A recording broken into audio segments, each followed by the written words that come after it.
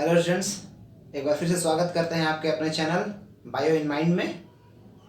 देखिए, अब आज हम लोग डिस्कस करेंगे क्लास 10th का जो इंटेक्स क्वेश्चन है बायोलॉजी फर्स्ट चैप्टर, जो लाइफ प्रोसेस है। ठीक है, बायोलॉजी के हिसाब से फर्स्ट चैप्टर लाइफ प्रोसेस।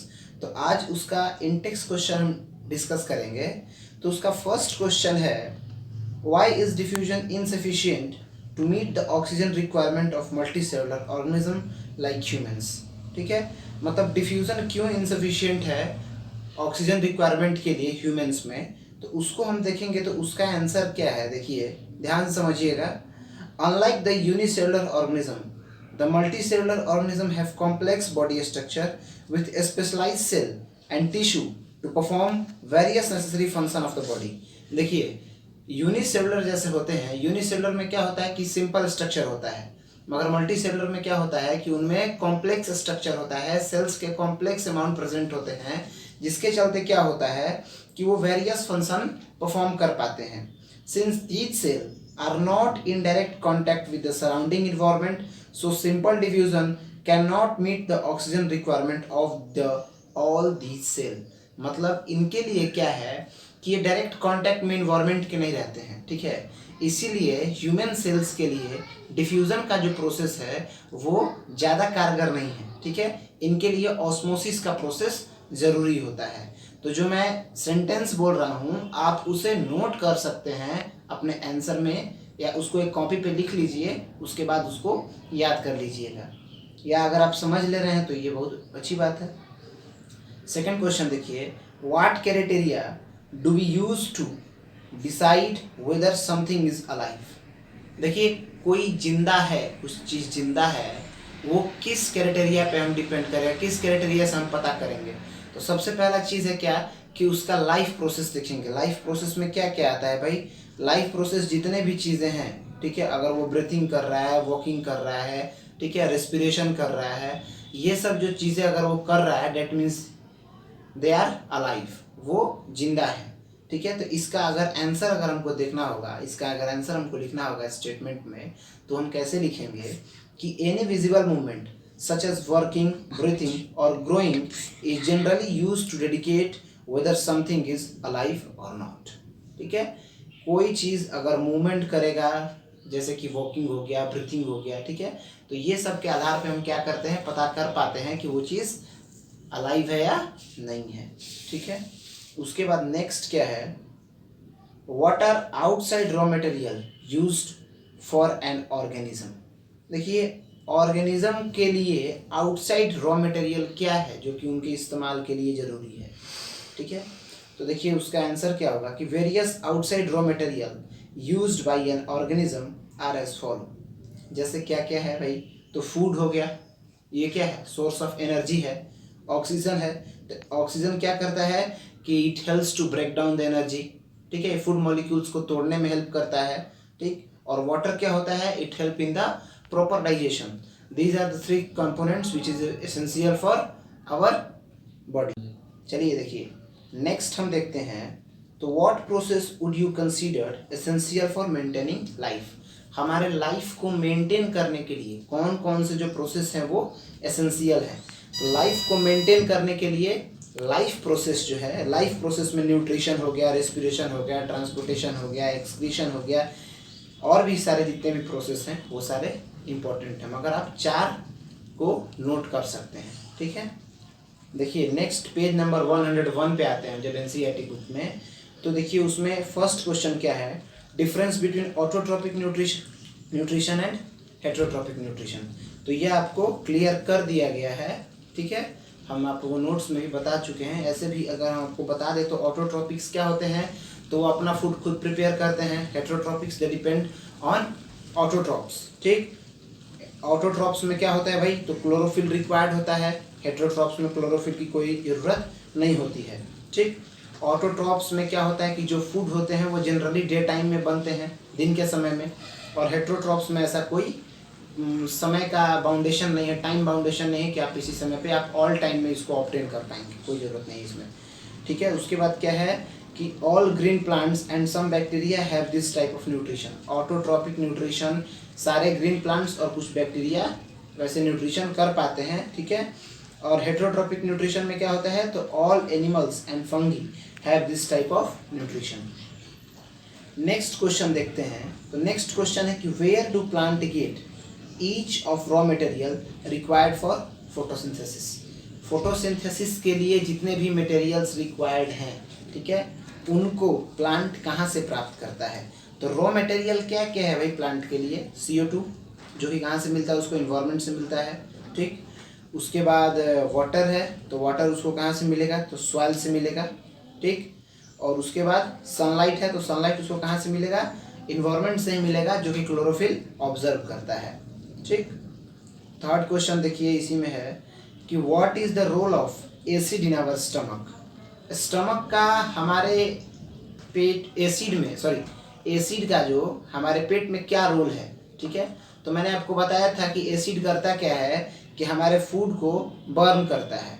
देखिए इसमें पढ़ा जाएगा, the hydrochloric acid present in our stomach, हमारे पेट में HCl प्रेजेंट होता है, ठीक है। Dissolve bites of food and create acidic medium, ये क्या करता है कि जितने भी फूड के टुकड़े होते हैं उनको क्या करता है कि डिजॉल्व करता है एसिडिक मीडियम में, ठीक। In this medium enzyme pepsinogen is converted to pepsin which is a protein digestive enzyme, ठीक है। पेप्सिनोजेन जो होता है वो कन्वर्ट किस में होता है, पेप्सिन में, जो कि एक डाइजेस्टिव एंजाइम है, ठीक। ये और क्या करता है कि it also helps to kill many micro organism which are present in our food particles. ये जितने भी माइक्रो ऑर्गेनिज्म होते हैं जो हमारे फूड पार्टिकल्स में प्रेजेंट होते हैं उनको भी ये मारने का काम करता है, ठीक। नेक्स्ट क्वेश्चन देखते हैं। तो what is the function of digestive enzyme. Digestive enzyme का फंक्शन क्या है, ठीक। तो डाइजेस्टिव एंजाइम का फंक्शन है कि digestive enzyme such as amylase, lipase, pepsin, trypsin etc help in the breaking down of complex food particle into simple ones, ठीक है। करता क्या है, तो कॉम्प्लेक्स फूड पार्टिकल्स को सिंपल फूड पार्टिकल्स में तोड़ने का काम करता है, कौन, digestive enzyme. This simple particles can be easily absorb by the blood and thus transport to all cell of the body, ठीक है। ये क्या होता है कि ये ब्लड से इजीली एब्जॉर्ब कर लेते हैं, इसको ब्लड से इसको इजीली एब्जॉर्ब कर लेते हैं और सारे बॉडी पार्ट्स में जहाँ जहाँ इसकी कमी होती है वहाँ इसको पहुँचा देते हैं, ठीक। नेक्स्ट देखिए, तो how is small intestine digest to absorb digested food. तो इसमें देखिए भैया आपको मैंने बताया था कि स्मॉल में tiny finger like projection present होते हैं, विलाई, ठीक है। और विलाई करते क्या है कि अपना सरफेस एरिया इंक्रीज करते हैं एब्जॉर्प्शन के लिए। तो within these villi many blood vessels are present to absorb digested food and carry it to the blood stream. इसमें बहुत सारे डाइजेस्टिव क्या होते हैं कि ब्लड वेसल्स होते हैं जो कि डाइजेस्टेड फूड को लेकर के और सारे ब्लड स्ट्रीम तक पहुंचाते हैं। From the blood stream all the absorb food is delivered to the each and every cell of the body, ठीक है। ब्लड स्ट्रीम से क्या होता है कि वो सारे सेल तक पहुंच जाता है। देखिए इसमें एक चीज़ और, अगर आप इस क्वेश्चन का आंसर लिखिएगा तो एक चीज़ ध्यान में रखिएगा कि आपको इस क्वेश्चन के आंसर देने के बाद अगर हो सके तो विलाई का डायग्राम आप बना दीजिएगा, ठीक है। देखिए पेज नंबर 105 में हम आते हैं। तो 105 में जब आते हैं तो देखिए क्या है, first question, what advantage over an aquatic organism does a terrestrial organism have with regard to obtain oxygen for respiration. तो इसका आंसर होगा terrestrial organism take up oxygen from the atmosphere whereas aquatic animal obtain oxygen from water. Terrestrial organism क्या होते हैं, तो atmosphere से वो oxygen लेते हैं, मगर एक्वेटिक एनिमल जो होते हैं वो क्या करते हैं भाई, तो वाटर से ऑक्सीजन को लेते हैं।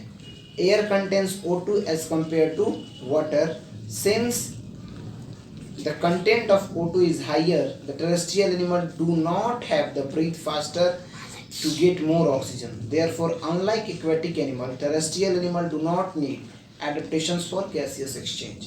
देखिए होता क्या है कि हमारे इन्वायरमेंट में ऑक्सीजन का मात्रा ज़्यादा है पानी की मात्रा से। पानी में जितना इन्वायरमेंट प्रेजेंट है उतना उससे ज़्यादा हमारे इन्वायरमेंट में ऑक्सीजन है। तो हम क्या करते हैं कि हम आराम से सांस ले पाते हैं क्योंकि हमारे इन्वायरमेंट में ऑक्सीजन ज़्यादा प्रेजेंट है, ठीक है। जहाँ पे खाना ज़्यादा प्रेजेंट होता है वहाँ आदमी आराम से खाता है, जहाँ किसी चीज़ की कमी होती है ना वहीं पे दरिद्रता ज़्यादा आती है, ठीक है। तो पानी में क्या होता है कि ऑक्सीजन की कमी है, तो कमी होने के चलते क्या होता है कि वहाँ के जो एक्वेटिक एनिमल होते हैं वो सांस बहुत जल्दी जल्दी लेते हैं, ठीक है। तो एयर का एक्सचेंज उनमें जल्दी जल्दी होता है, ठीक। तो इसीलिए क्या होता है कि इन्वायरमेंट पे जो भी टेरेस्ट्रियल एनिमल हैं उनका जो सांस लेने का कैपेसिटी होता है वो एक्वेटिक एनिमल के हिसाब से कम होता है।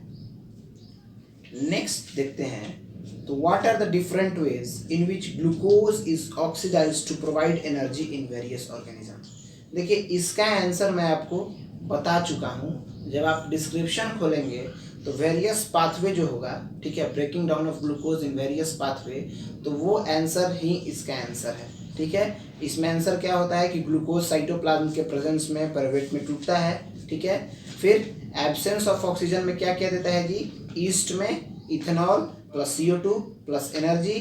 लैक ऑफ ऑक्सीजन कहाँ पे होता है, इन ह्यूमन सेल, ठीक है। तो क्या क्या देता है उसमें, लैक्टिक एसिड प्लस एनर्जी, और प्रेजेंस ऑफ ऑक्सीजन में CO2 plus water plus energy, ठीक। उसके बाद नेक्स्ट देखेंगे हम, तो how is organism and carbon dioxide transport in human beings, ठीक है।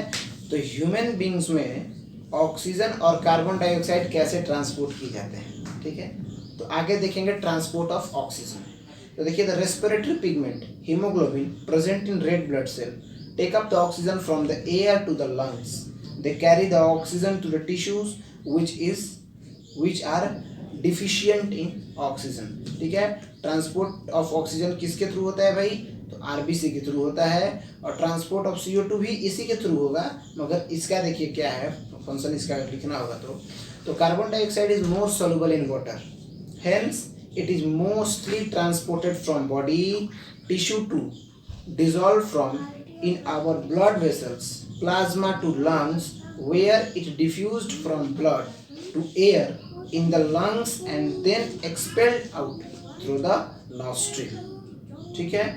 और नेक्स्ट क्वेश्चन देखते हैं, तो क्या है कि how are the lungs designed in human beings to maximise area for exchange of gases. देखिए हमारे लंग्स को कैसे डिज़ाइन किया गया है कि जो एरिया है एक्सचेंज ऑफ गैसेस का उसको ये मैक्सिमाइज कर सकता है। तो इसका डिजाइनिंग किया गया है, the lungs contain millions of alveoli which provide the surface of exchange of gases. हमारे लंग्स में लास्ट में जो ब्रोंकी है वो क्या होता है, ब्रोंक्यूल्स में डिवाइड होता है, और डिवाइड होने के बाद उसके लास्ट में एल्वोलाइज होते हैं। तो जो एल्वोलाइज हैं वही क्या करते हैं कि एक्सचेंज ऑफ गैसेस में वही मदद करते हैं और वही सरफेस एरिया को भी बढ़ाते हैं, ठीक है। Air is suck into the lungs and alveoli the oxygen from the breath diffusion into the blood and CO2 from the blood brought from the body diffused out into the air, ठीक है। ये क्या होता है कि alveoli ही करता क्या है कि ऑक्सीजन को एक्सचेंज करता है ब्लड स्ट्रीम में, और ब्लड स्ट्रीम से CO2 को ले लेता है, ठीक। नेक्स्ट हम देखेंगे आपका जो भी आज इतना ही हम आज क्लास रखेंगे, ठीक है। नेक्स्ट पेज नंबर 110, ठीक है। नेक्स्ट क्लास में हम NCERT का पेज नंबर 110 का जो इंटेक्स क्वेश्चन है उसको हम देखेंगे, और शायद उस दिन कोशिश करेंगे कि एक्सरसाइज भी आपका कंप्लीट हो, ठीक है। और जहाँ तक का कोशिश है कि आप अभी तक लाइफ प्रोसेस तो मेरा कंप्लीट हो चुका है, लाइफ प्रोसेस भी कंप्लीट हो गया है, लाइफ प्रोसेस के जितना भी टॉपिक्स थे वो सारे क्लियर हो चुके हैं। तो आप एक चीज़ करिएगा कि आप उनको फ्रीक्वेंट रिवीजन में रखिएगा, क्योंकि अभी देखिए भाई अभी का जो कंडीशन चल रहा है वो आपका स्कूल खुलने वाला कंडीशन है नहीं, इस कंडीशन में स्कूल खुलने जा नहीं रहा है, ठीक है। तो आपको करना क्या है कि घर पे थोड़ा मेहनत करते रहना है, तो आप घर पे मेहनत करिए, ठीक है, क्योंकि कंडीशन अभी और बेकार होते जा रहा है, ठीक है ना। ये जो वायरल इन्फेक्शन है वो और ज़्यादा फैलते जा रहा है। हम लोगों को तो घर से निकलना और ज़्यादा प्रॉब्लम हो रहा है, क्योंकि सासाराम में डे बाई डे जहाँ हम हैं अभी फ़िलहाल सासाराम में बिहार के, तो वहाँ पे कंडीशन धीरे धीरे बढ़ते ही जा रहा है, ठीक है। कल अचानक 16 केसेस हैं, ठीक है। तो यहाँ तो कंडीशन ज़्यादा अच्छा नहीं है, मगर तभी आपका पढ़ाई बर्बाद नहीं होगा। हम आपको घर से ही जितना हो सकता है उतना आपको किया जाएगा। देखिए मैं 2 दिन वीडियोस नहीं बना पाया था कुछ प्रॉब्लम के चलते, मगर कल कमेंट बहुत से ज़्यादा आने लगे, मैसेज भी बच्चे करने लगे कि सर हमको क्लास 10th का इंटेक्स क्वेश्चन हम लोग का क्लियर नहीं है, तो करना पड़ा, ठीक है। और आप लोग पढ़ाई कीजिए, हर समय जहाँ भी सहयोग होगा हम लोग आपके साथ हैं। धन्यवाद। Thank you.